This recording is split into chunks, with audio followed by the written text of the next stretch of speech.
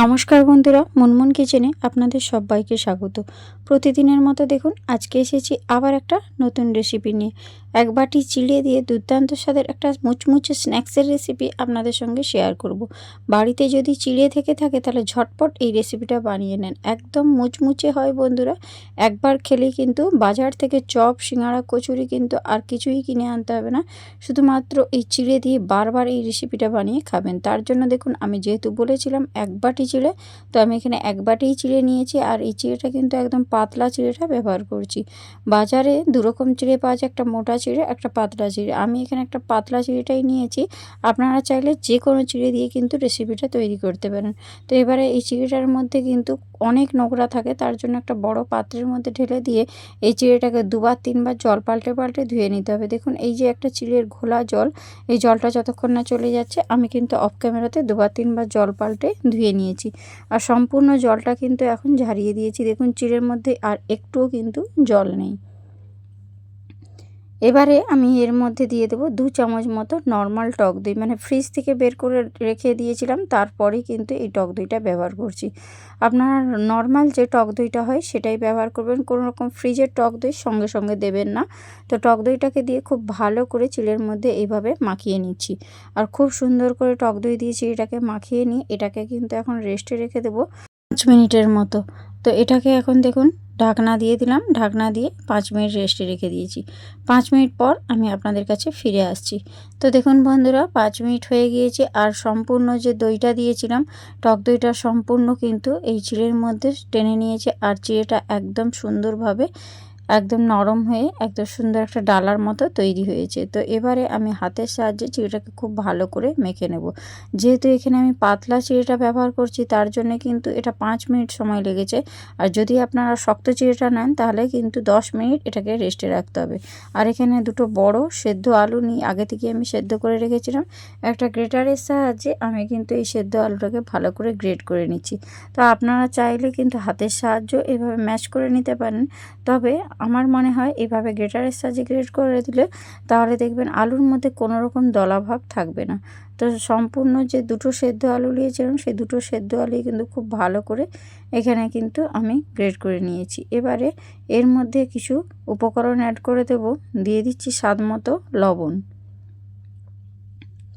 আর দিয়ে দিচ্ছি সামান্য 1 চিমটে পরিমাণে হলুদের গুঁড়ো, জাস্ট কালারটা সুন্দর আসার জন্য।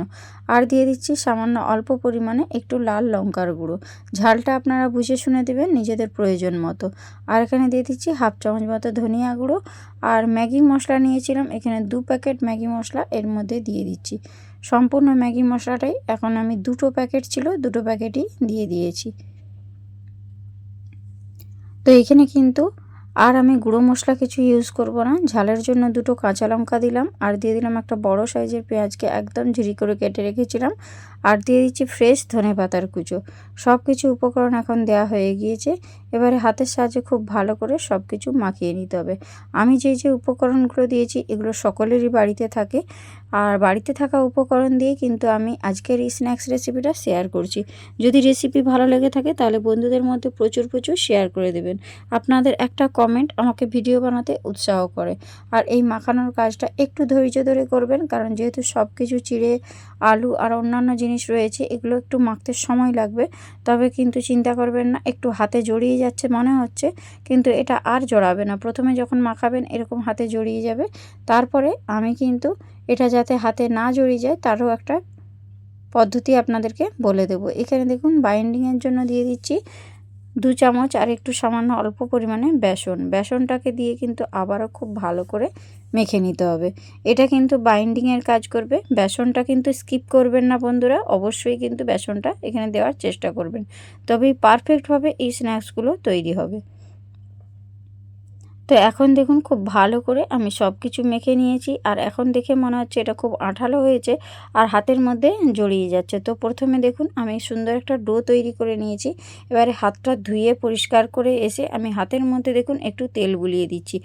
একটু রিফাইন তেল বুলিয়ে নিয়েছি, তাহলে দেখবেন হাতের মধ্যে একদম লেগেও যাবে না, জড়িয়েও যাবে না। এতে চিন্তা করার কিচ্ছু নেই। দেখুন আমি হাতে যেহেতু একটু তেল বুলিয়ে নিয়েছি, দেখুন আমার হাতে আর একটুও জড়িয়ে যাচ্ছে না। এবারে এই রকম কিন্তু হাতের মধ্যে গোল পাকিয়ে নিয়ে আমি একটা 3 কোণা শেপ দিচ্ছি। আপনারা চাইলে আপনাদের পছন্দ মতো শেপটা দিতে পারেন। আমি এখানে 3 কোণা শেপ দিচ্ছি, আপনারা চাইলে এখানে গোল শেপও তৈরি করতে পারেন, সেটা আপনাদের পছন্দ। তো এখানে দেখুন সুন্দর একটা 3 কোণা সাইজ দিলাম। এই সাইজটা দেখতে ভীষণ ভালো লাগে, আমার ভালো লাগে। তো আপনারা আপনাদের পছন্দ মতো সাইজটা তৈরি করবেন। এইভাবে কিন্তু আমি আবারও একটা তৈরি করে দেখিয়ে দিচ্ছি। বানানো কিন্তু খুবই সোজা বন্ধুরা, যে কেউ কিন্তু একবার দেখলেই সহজেই ঝটপট তৈরি করে নিতে পারবে। আর উপকরণও খুব কম লাগে, যেগুলো আমাদের নর্মাল সকলের বাড়িতে থেকে থাকে সেই উপকরণ দিয়েই তৈরি করব। এক বাটি চিড়ে দিয়ে এরকম স্ন্যাক্সটা বানিয়ে দেখবেন। বাজার থেকে চপ, সিঙ্গাড়া, কচুরি কিন্তু কিছুই আর কিনে আনতে মন হবে না। তো একই রকমভাবে দেখুন আবারও একটা আমি তৈরি করে নিয়েছি। খুব সুন্দর হয়েছে দেখুন বন্ধুরা, পারফেক্টভাবে আমি আবার একটা তৈরি করেছি। এইভাবে আমি কিন্তু বেশ কতগুলো তৈরি করে আপনাদেরকে দেখিয়ে দিচ্ছি, যাতে আপনাদের বুঝতে কোথাও কোনো অংশে অসুবিধে না হয়। তার জন্যই কিন্তু আমি কতকগুলো মতো তৈরি করে আপনাদেরকে দেখিয়ে দিলাম। বাকি যেটা থাকবে সেটা আমি অফ ক্যামেরাতে তৈরি করে নেব।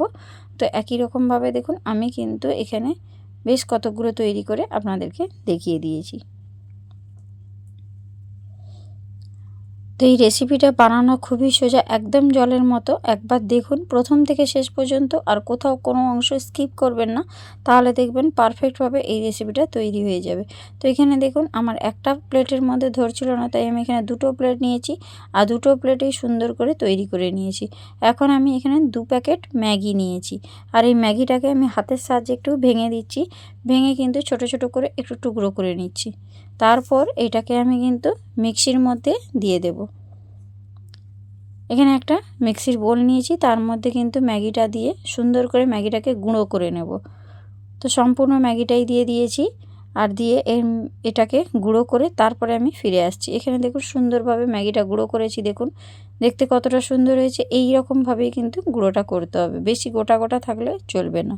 এখানে একটা পাত্রের মধ্যে নিয়ে নিয়েছি 2 চামচ মতো ময়দা, তার মধ্যে দিয়ে দিচ্ছি স্বাদ মতো লবণ, আর একটু দেখুন দিয়ে দিচ্ছি লাল লঙ্কার গুঁড়ো।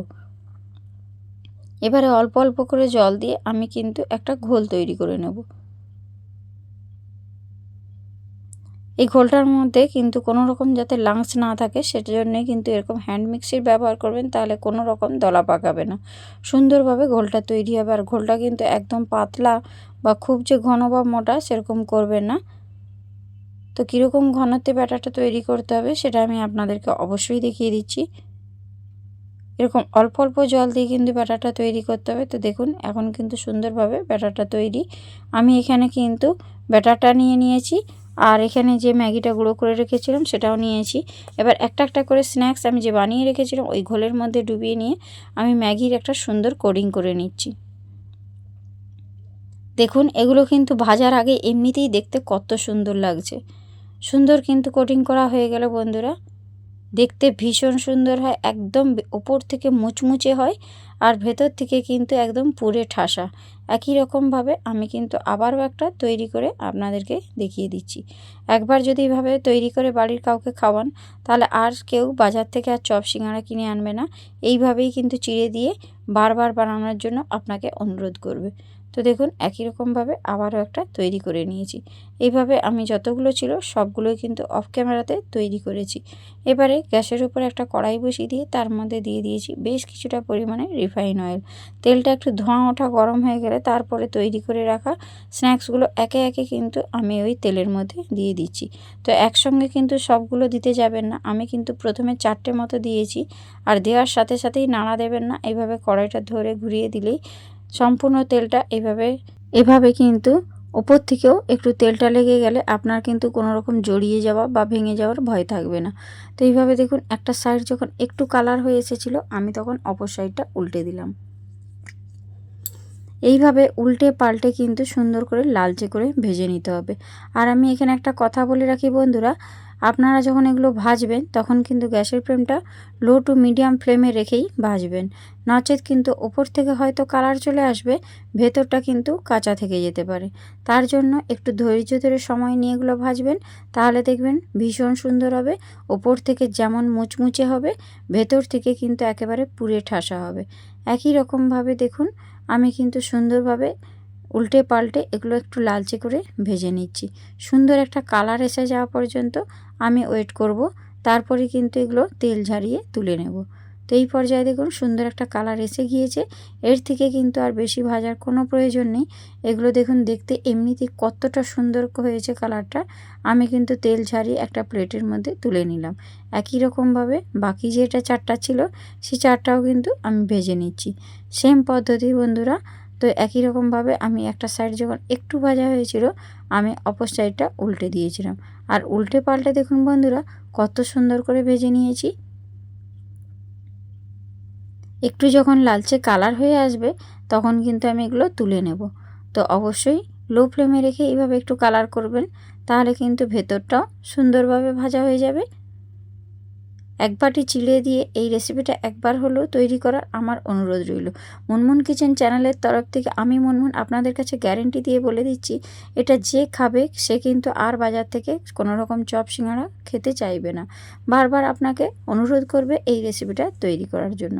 দেখুন বন্ধুরা দেখতে কতটা সুন্দর হয়েছে, প্রত্যেকটাই ভীষণ সুন্দর হয়েছিল, একদম মুচমুচে হয়ে তৈরি হয়েছিল। এই পর্যায়ে দেখুন এগুলো সুন্দর করে ভাজা হয়ে গিয়েছে। এবারে এগুলোকে একটু তেল ঝারিয়ে আমি কিন্তু সে একই পাত্রের মধ্যে তুলে নিচ্ছি। সম্পূর্ণ তেলটা ঝারিয়ে নিয়েছি। দেখুন এর গায়ে কিন্তু এখন আর একটুও তেল নেই। তো এইভাবে দেখুন দেখতে কতটা সুন্দর হয়েছে। আমি একটা প্লেটের মধ্যে সাজিয়ে নিয়েছি। চা কফির সঙ্গে কিন্তু একেবারে জমে যাবে। একবার এরকম বানিয়ে দেখবেন, বিকালের চায়ের আড্ডা কিন্তু একেবারে জমে উঠবে। তো দেখুন বন্ধুরা দেখতে কতটা সুন্দর লাগছে। তো আজকে এইটা আমি কিন্তু একটু টমেটো সসের সঙ্গে পরিবেশন করছি। আর আপনাদেরকে একটু তুলে দেখিয়ে দিচ্ছি, দেখুন দেখতে কতটা লোভনীয় হয়েছে। আমি একটু ভেতরটা কেটে আপনাদেরকে দেখিয়ে দিচ্ছি। যদি রেসিপি ভালো লেগে থাকে তাহলে অবশ্যই বন্ধুদের মধ্যে শেয়ার করে দেবেন। আর আমার চ্যানেলে নতুন হলে চ্যানেলটা সাবস্ক্রাইব করে আমার পাশে থাকবেন। তো আজ আসি, টাটা, বাই বাই।